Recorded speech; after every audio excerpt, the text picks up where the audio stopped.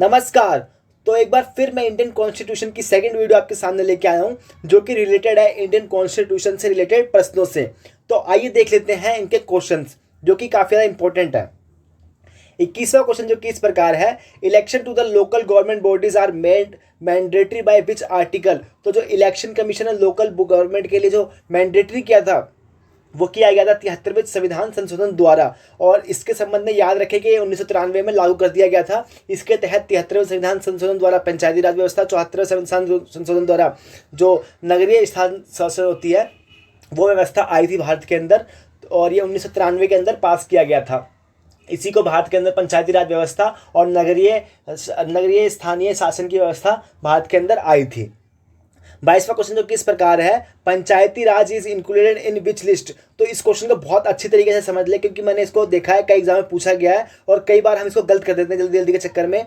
ये हम सोच लेते हैं कि कंकरेंट लिस्ट में है। तो जो पंचायती राज व्यवस्था है वो स्टेट लिस्ट से संबंधित विषय है, ना कि ये कंकरेंट लिस्ट है। मैंने कई बार देखा है कि कई लोग गलत कर देते हैं, इसको संवर्ती सूची का विषय समझ लेते हैं, लेकिन ये जो पंचायती राज है ये स्टेट लिस्ट से संबंधित है।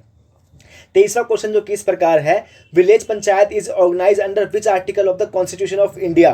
तो जो विलेज पंचायत है वो किस आर्टिकल के द्वारा ये भारत के संविधान के अंदर आती है। तो विलेज पंचायत जो आती है वो आर्टिकल 40 के तहत संबंधित है। 24वां क्वेश्चन जो कि इस प्रकार है, among the following which agency conduct election of the local body. और इस क्वेश्चन को भी याद रखें, ये काफ़ी इंपॉर्टेंट है कि लोकल बॉडी जो चुनाव होता है, जो पंचायती राज का होता है, जो नगरीय प्रशासन का होता है, तो ये कौन सी एजेंसी है ये करवाती है। तो इसको याद रखना है हमें कि जो स्टेट इलेक्शन कमीशन होता है यही करवाता है इसको कंडक्ट, ना कि नेशनल इलेक्शन कमीशन नहीं करवाता है, ना ही लोकल बॉडीज देमसेल्फ, ना गवर्नमेंट करवाती है। इसका जो इलेक्शन होता है जिसको कंडक्ट करवाती है स्टेट इलेक्शन कमीशन के द्वारा, इसको कंडक्ट करवाया जाता है। 25वां क्वेश्चन जो कि इस प्रकार है, the chairman of the national development council is. तो मैं आपके लिए एक टास्क छोड़ के जा रहा हूँ कि वर्तमान समय में नेशनल डेवलपमेंट काउंसिल है या नहीं है, तो आप मुझे कमेंट करके जरूर बताएं। तो जो नेशनल डेवलपमेंट काउंसिल का जो हेड होता है वो प्रधानमंत्री द्वारा चेयरमैन की जाती है इसको।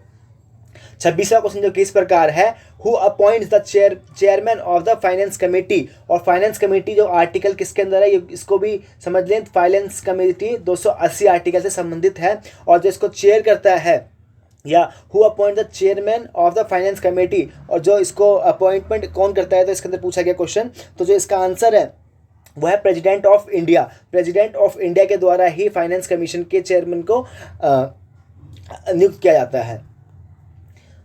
27वां क्वेश्चन जो कि इस प्रकार है, the member of the council of the state in India is elected from the period of. जो मेंबर होते हैं स्टेट काउंसिल के यानी विधान परिषद के, वो कितने समय के लिए चुने जाते हैं। तो विधान परिषद के सदस्य चुने जाते हैं वो 6 वर्ष के लिए चुने जाते हैं। और इसी संबंध में ये भी याद रखें कि जो राज्यसभा के सदस्य होते हैं वो भी 6 वर्ष के लिए ही चुने जाते हैं, और इसके दो तिहाई सदस्य हर 2 वर्ष के बाद पदच्युत होते जाते हैं, यानी पद से हटते जाते हैं, रिजाइन उनका नए आते रहते हैं और पुराने जाते रहते हैं। 28वां क्वेश्चन जो कि इस प्रकार है, द प्रेसिडेंट कैन नॉट। जो प्रेसिडेंट होता है वो लोकसभा को क्या नहीं कर सकते पूछा गया है। तो जो इसके अंदर ये इसका सही आंसर है वो है एडजर्न नहीं कर सकते हैं। एडजर्न करने की जो पावर होती है वो लोकसभा के अध्यक्ष के पास होती है। जो स्पीकर ऑफ द लोकसभा होता है उसी के पास लोकसभा को एडजर्न करने की, स्थगित करने की शक्ति होती है। और डिसॉल्व करने की पावर तो होती है प्रेसिडेंट के पास, और समन करने की भी होती है, ये भी होती है। तो ये तीनों संबंधित है प्रेसिडेंट से। जो संबंधित नहीं है वो है एडजर्न करने की power. The duration of an ordinance is issue by the president of India. तो जो ड्यूरेशन होती है एक ऑर्डिनेंस की, वो 6 वीक के लिए होती है। 6 week of the date of the assembly जब उसको पास किया जाता है। और 30वां क्वेश्चन देख लेते हैं जो कि इस प्रकार है, all speeches made in the house of people are address to. जो हाउस ऑफ पीपल होता है यानी लोकसभा, वो एड्रेस, जो all speech made in the house of the people are address to, तो एड्रेस करी जाती है ये स्पीकर के द्वारा की जाती है। The promulgates ordinance in state is. तो जो ये होता है ये संबंधित है गवर्नर से। जो स्टेट के अंदर जो इसको करते हैं तो ये गवर्नर करते हैं। 31वां का answer, who presides over the joint sitting of the parliament. तो जो जॉइंट सिटिंग होती है पार्लियामेंट की, उसको चेयर कौन करता है, यानी उससे कौन संबंधित है। तो ये स्पीकर ऑफ द लोकसभा इसको करते हैं। जॉइंट सिटिंग पार्लियामेंट की, इसका चेयर करते हैं लोकसभा के अध्यक्ष यानी speaker. The amending power of the constitution of India is described in, तो जो कॉन्स्टिट्यूशन की जो संशोधन करने की संबंधित शक्तियां हैं वो आर्टिकल 368 368 के अंदर संबंधित हैं।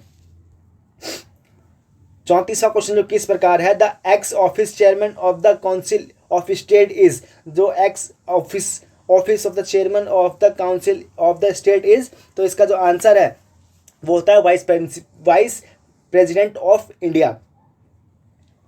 काउंसिल ऑफ द स्टेट का जो चेयरमैन होता है वो वाइस प्रेसिडेंट ऑफ इंडिया होता है।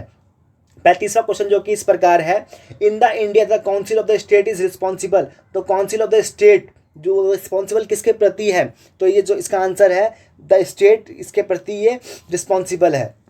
The number of the Anglo Indian nominated to the house of people is, तो ये 2 सदस्य होते हैं एंग्लो इंडियन, लेकिन इसको अब हटा दिया गया है भारत संविधान का संशोधन करके। तो आपके लिए एक टास्क छोटा सा है कि किस संविधान संशोधन द्वारा इसको हटाया गया है। ये क्वेश्चन अभी पूछा गया था अभी पीछे एग्जाम के अंदर, तो इसको याद रखें। एंग्लो इंडियन सदस्य को अब हटा दिया गया है भारत के संविधान के अंदर, लोकसभा के अंदर, और इसको किस आर्टिकल के द्वारा हटाया, किस संविधान संशोधन द्वारा हटाया गया है उसको याद रखें, क्योंकि पूछा गया था पीछे। मैं आपके लिए एक टास्क छोड़ जा रहा हूँ, मुझे जरूर बताएं कमेंट बॉक्स के अंदर कब इसको हटाया गया है। The number of nominated member of the council of the state is, तो जो नॉमिनेटेड मेंबर होते हैं जो काउंसिल ऑफ द स्टेट के, तो ये 12 सदस्य होते हैं राज्यसभा के अंदर जो मनोनीत होते हैं। तो 12 सदस्यों को द्वारा राष्ट्रपति द्वारा मनोनीत किया जाता है। ये कला के अंदर हो सकते हैं या किसी सार्वजनिक फील्ड के हो सकते हैं या साहित्य से संबंधित हो सकते हैं। तो ये सदस्य होते हैं जो स्टेट ऑफ द काउंसिल के अंदर नॉमिनेटेड किए जाते हैं। The number of elected member to the house of people, तो हाउस ऑफ पीपल के अंदर जो इलेक्टेड मेंबर होते हैं वो होते हैं 543। इसका सी आंसर सही है, 543 सदस्य होते हैं elected. Who is the person authorize to conduct the election of the speaker in newly elected house of the people in India, तो ये होता है प्रोटेम स्पीकर। प्रोटेम स्पीकर के द्वारा ये किया जाता है। और इनके बारे में याद रखें, प्रोटेम स्पीकर वो होता है जो सदन के अंदर जो चुने हुए सदस्य होते हैं, उनके सदन के अंदर सबसे सीनियर सदस्य होते हैं, जो सबसे ज़्यादा बार जीते होते हैं, उन्हीं को प्रोटेम स्पीकर बनाया जाता है। Who was the chairman of the constitution drafting committee, तो ड्राफ्टिंग कमेटी के चेयरमैन कौन थे ये क्वेश्चन पूछा गया है, तो ये BR अम्बेडकर थे। तो ये 20 क्वेश्चन थे छोटे छोटे। उम्मीद करता हूँ कि आपको अच्छा लगा होगा, और आने वाली वीडियो के अंदर मैं और क्वेश्चन बताने की कोशिश करूँगा आपको। ये सारे क्वेश्चन इंडियन कॉन्स्टिट्यूशन से रिलेटेड हैं, और एक बार इसको आप अच्छी तरीके से समझ लें। ये क्वेश्चन कहीं ना कहीं किसी न किसी एग्जाम के अंदर से संबंधित ही हैं। तो मैं आने वाली वीडियो के अंदर इसको और एक्सपेंड करने की कोशिश करूँगा। Thank you so much for watching my video. दिल से धन्यवाद।